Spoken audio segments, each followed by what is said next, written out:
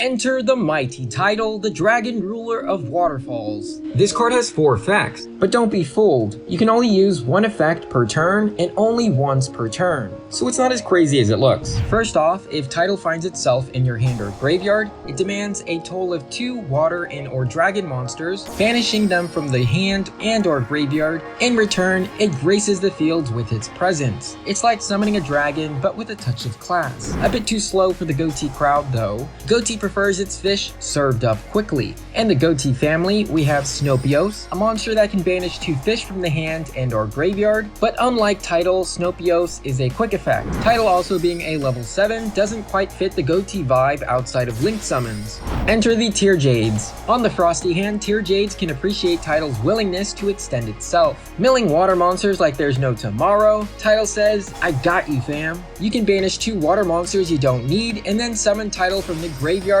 for Synchro, Link, or XZ plays. On to effect number 2.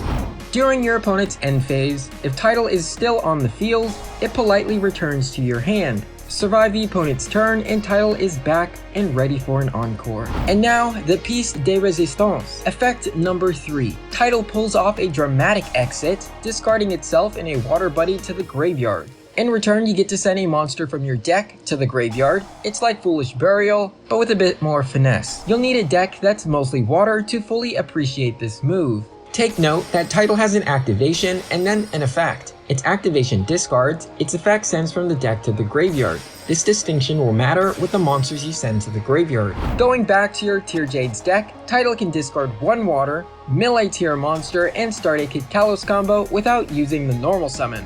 We can already do this with the Foolish Burial spell. So why would you do this now? Well, one major difference is that Tidal is a water monster, so you can also discard it with Ice Jade Brawn if you need to, and then you can still use its effect from the graveyard to extend your plays. It also increases your grind game since you can just special summon it from the graveyard on every following turn.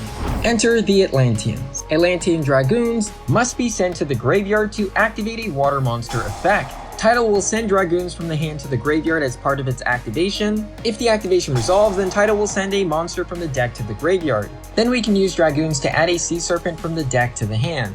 If you're playing an Atlantean Ice Shade variant, then you can send an Ice Shade Tremora to the graveyard, so if your opponent destroys any of your water monsters, you can trigger the Tremora in the graveyard, and then special summon an Ice Shade from your hand or graveyard.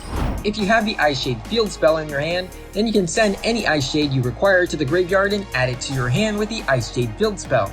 Now let's do a full combo with Tidal.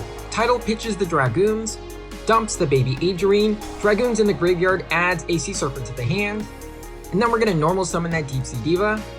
Deep Sea Diva then special summons a level 4 lower Sea Serpent from the deck. We'll special summon Atlantean Prince. Atlantean Prince then dumps an Atlantean Dragoons to the graveyard. Atlantean Prince adds an Atlantean Dragoons to the hand, and the Dragoons in the graveyard adds another Sea Serpent to the hand. We'll use it to add Mooling Glacia, and the Atlantean Dragoons in the graveyard adds a Mooling Glacia to the hand.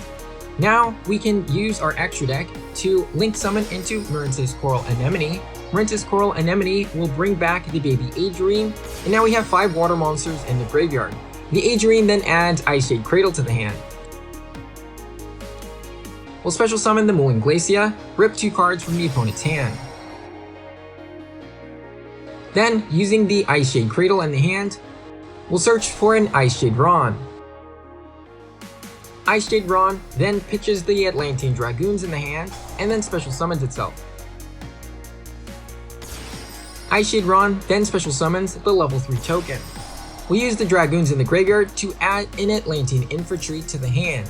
Ice Shade Ron in the token will then Synchro into Ice Shade Jameer, and with Mooling Glacia and Baby Adrian, we'll link summon into Mermail Abysslacia. Jameer will banish a card and protect our board, and Abysslacia will discard the infantry, and the Atlantean infantry will pop 1 card on the opponent's field. Enter Ice Barriers. This deck isn't hurt from having water monsters be discarded. They have plenty of water monsters like Mirror Magic Master that like to be sent to the graveyard. Mirror Magic can be sent from anywhere to the graveyard, and you can activate it to add any Ice Barrier card from your deck to your hand. Ice Barrier is also a deck that uses cards that discard like Ice Shade Ron and Revealer of the Ice Barrier, so Ice Barriers can benefit from having a card that can be discarded and be used as a reoccurring extender. The 4th and final effect of Tidal Dragon, if this card is banished, you can add 1 water dragon type monster from your deck to your hand.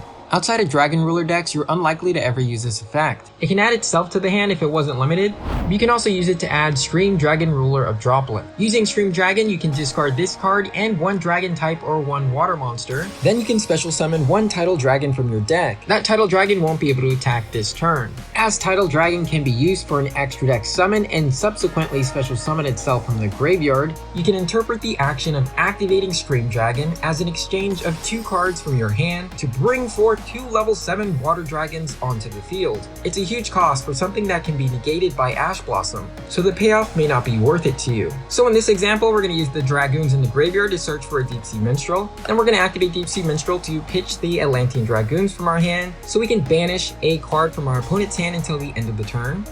And with the Dragoons in the graveyard, we will search for Mulling Glacia. Using Tidal Dragon and Atlantean Prince, we'll link into Marensis Coral Anemone. From the graveyard, Tidal will banish 2 water monsters from the graveyard to special summon itself. And now we have 4 water monsters in the graveyard. We'll need to get 5 in order to special summon Mulling Glacia. So we're going to special summon a Deep Sea Minstrel from the graveyard with Coral Anemone, and then link using our Waterfall Dragon into a Ice Jade Jameer. Now that we have 5 water monsters in the graveyard, we can special summon Mulling Glacia and rip 2 cards from our opponent's hand. And with Diva and Mulling Glacia, we can Synchro into Changing. So what's your take on these water dragons? Do you find them useful? Stay tuned for the next video on Ice Jade Brawn.